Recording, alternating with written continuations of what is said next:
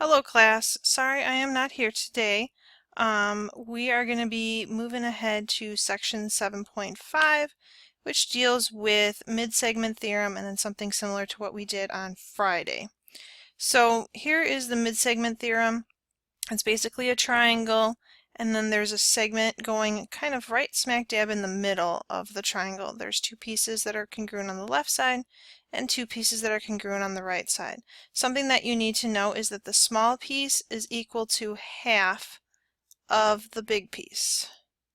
So the small piece equals half of the big piece.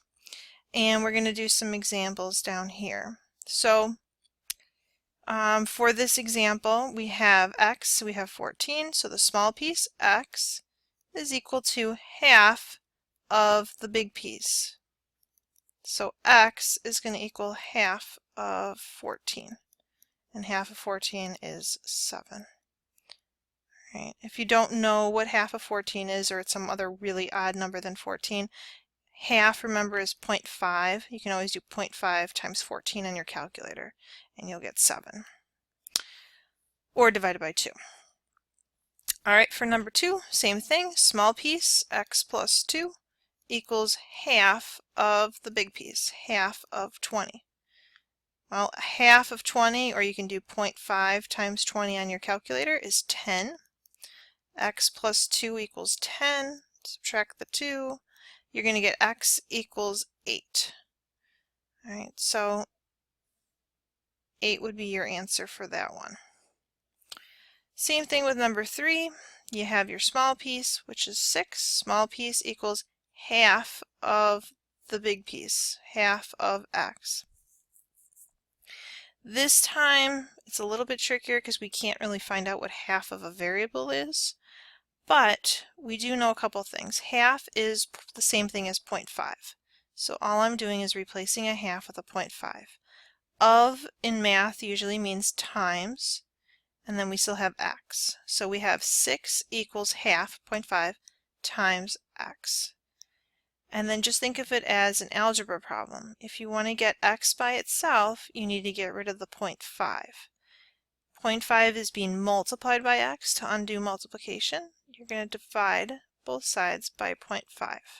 And you can use your calculator for that. 6 divided by 0.5 is different than 6 divided by 2. So be careful, the answer is not 3. If you divide 6 by half, you're going to get 12 for your answer. And you can use your calculator to verify that. 4 is going to be very similar to number 3. Small piece, 5, equals half of the big piece, half of x. Again, you can't really take half of a variable, so we're going to kind of do it like this problem that we just finished. We got 5 equals half, which is the same thing as 0.5, times x. And then from here we're going to solve for x. 0.5 is being multiplied by x, so we're going to divide both sides by 0.5. So on your calculator you're going to do 5 divided by 0.5. That's different than 5 divided by 2. 5 divided by 0.5, if you do it on your calculator, you're going to get 10. Alright, so that's basically what you're going to be doing for these 4 problems. It's just the little piece equals half of the big. And if you can take half of the big, like we did up in 1 and 2 where we just took half of 14 or half of 20, then do so. If not, you're going to have to solve for x and divide by 0.5 to get it by itself. Alright, and then the last problem is going to be very similar to what we did on Friday. Whenever you have overlapping triangles like this and we want to solve for missing pieces, my recommendation is to draw them as 2 separate triangles. So we have this little triangle up here at the top. Alright, this little triangle has 4, 8, and 10 as its 3 sides. And then we have the big triangle. And the big triangle is everything that I'm kind of tracing here in blue. So the big triangle has a bottom of x. The left side, the top part is 4 and the bottom part is 6. If the top is 4 and the bottom is 6, the whole thing is going to be 10. You're going 4 and another 6, that's 10. We got that by adding 4 plus 6 together. We're going to do the same thing on the right side. If the top part's 10 and the bottom part's y, it's not going to be 10 times y. We added the left side together, we're going to add the right side together. It's going to be 10 plus y, or y plus 10, same thing. All right, so we have our two triangles set up, and now we're going to have two problems basically. We're going to have to solve for x, and we're going to have to solve for y. To solve for x, you're going to obviously want to use the x. X matches up with 8 in the other triangle, they're both the bottoms. And then we want to pick two more sides. I don't want to pick the side that has another variable, so I'm going to pick 10. 10 matches up with 4. So x over 8, 10 over 4. Make sure you put the same triangle on the top. So I put the big triangle on top for the first fraction, I have to put the big triangle on top for the second fraction. And then after this, it's like what we've been doing. You cross multiply, 4 times x, and then equals, and you cross multiply the other way, 8 times 10 is 80. Divide by 4, you're going to get x equals 20.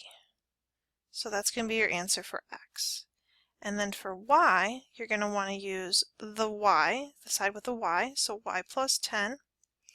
Y plus 10 matches up with the 10 in the other triangle. And then again, I wouldn't use x, I would use probably 10 and 4. All right, and again, make sure you're consistent. Big triangle went on top for both of my fractions. Then I'm going to cross multiply. 4 times y plus 10. Don't forget your parentheses. And then 10 times 10, which is 100. From here, you're going to distribute the 4. That's why we have the parentheses there. 4y plus 40 equals 100. And then we're going to minus the 40 on both sides. 4y equals 60. And then you're going to divide both sides by 4. So y is going to end up being 15 when you solve it. Okay, so that's the new stuff that I wanted to show you.